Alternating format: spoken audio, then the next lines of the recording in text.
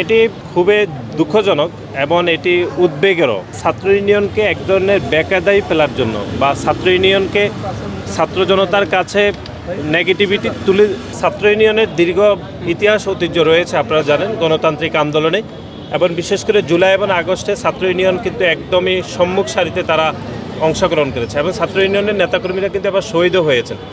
সুতরাং এরকম একটি সংগঠনকে ছাত্রলীগ শুভেচ্ছা জানানোর এটি এই বার্তা দিচ্ছে যে ছাত্র ইউনিয়নকে এক ধরনের বিতর্কিত করার জন্য, যে তাদের যে এই অর্জনকে বিতর্কিত করার জন্য এবং নিজেদের মধ্যে বিভেদ তৈরি করে দেওয়া বিভিন্ন ছাত্র সংগঠন যারা প্যাসিবাদের বিরুদ্ধে আন্দোলন সংগ্রাম করেছে।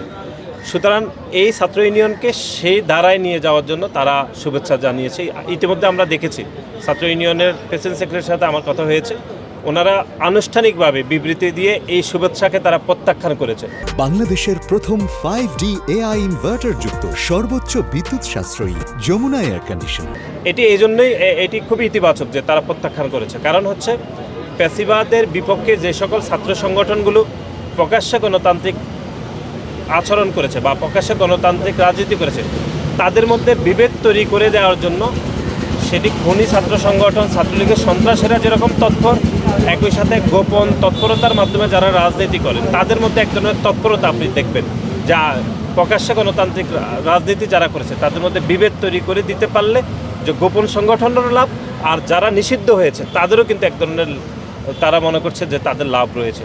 কিন্তু আমাদেরকে ঐক্যবদ্ধ থাকতে হবে, আমাদের মধ্যে পলিসিগত বিষয়ে ব্যবধান থাকবে, এটি খুবই স্বাভাবিক, কিন্তু হচ্ছে এই স্বৈরশাসক এবং প্যাসিবাদের বিপক্ষে আমাদের ঐক্যবদ্ধ থাকতে হবে এবং ঐক্যবদ্ধ থাকলে আমরা বিশ্বাস করি যে পুনরায় বাংলাদেশের রাজনীতি তার কখনো প্যাসিবাদ প্রতিষ্ঠা হবে না এবং বাংলাদেশের যে গণতন্ত্র, বিশেষ করে ভোটাধিকার, মানবাধিকার, সাম্য মানবিক বাংলাদেশ প্রতিষ্ঠার যে আমাদের আন্দোলন, প্রতিটি আন্দোলনে আমরা সফল হব। এই জন্য আমাদেরকে ঐক্যবদ্ধ থাকতে হবে। গত 15.5 বছর ধরে যে বিরোধী দলের নেতাকর্মীরা যে লম্বা সময় ধরে তারা যে নির্যাতনের শিকার হয়েছে, যারা অনেকে পঙ্গুত্ব বরণ করেছেন, অনেকে গুম খুনের শিকার হয়েছেন, কিন্তু যারা বেঁচে আছেন তাদের মধ্যে এক ধরনের আপনি দেখেছেন যে অসুস্থতা, দীর্ঘমেয়াদী সমস্যাগুলো হয়েছে নির্যাতনের কারণে, সেটি শান্তর ক্ষেত্রে হয়েছে যে তিনি লম্বা সময় ধরে আসলে রিমান্ডে ছিলেন। রিমান্ডে নির্যাতনের কারণে তার ক্রিয়েটিনিন এত বেশি বেড়েছে যেটা একদম মূল কিডনিতেই সমস্যা করেছে।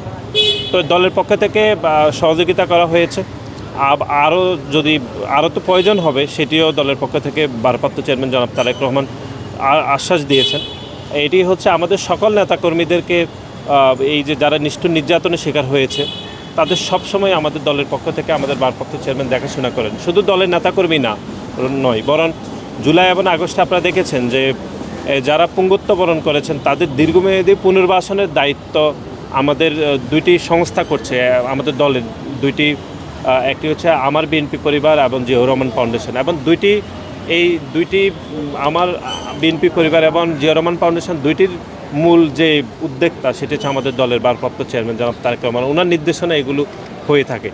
এবং যারা দৃষ্টিশক্তি হারিয়েছে তাদেরকে, যেহেতু আপনি জানেন যে যারা দৃষ্টিশক্তি হারিয়েছে তাদের চিকিৎসা বিষয়ে অনেক বেশি ব্যয়বহুল এবং অনেকের 1 কোটি 2 কোটি টাকাও লাগছে বিদেশে চিকিৎসার জন্য, এত দীর্ঘ ব্যয়বহুল একটা চিকিৎসা। সুতরাং তাদের পুনর্বাসন, দীর্ঘমেয়াদী চিকিৎসার বিষয়ে আমাদের দলের ভারপ্রাপ্ত চেয়ারম্যান একদম দল মত নির্বিশেষে তিনি এগুলো দেখাশোনা করছেন। আপনারা জানেন যে গণমাধ্যমে এই সংবাদ পরিবেশিত হচ্ছে, এটি হচ্ছে যে তিনি একটি অভিভাবক সুলভ হিসাবে তিনি দেশের মানুষকে দেখাশোনা করছেন, ছাত্র জনতাকে দেখাশোনা করছেন, একই সাথে দলীয় নেতাকর্মীদেরকেও তিনি দেখাশোনা করছেন, সবাইকে সমানভাবে তিনি দেখাশোনা করে এই একটি নিষ্ঠুর নির্যাতনের শিকার যে একটি প্রজন্ম থেকে প্রজন্ম হয়েছে।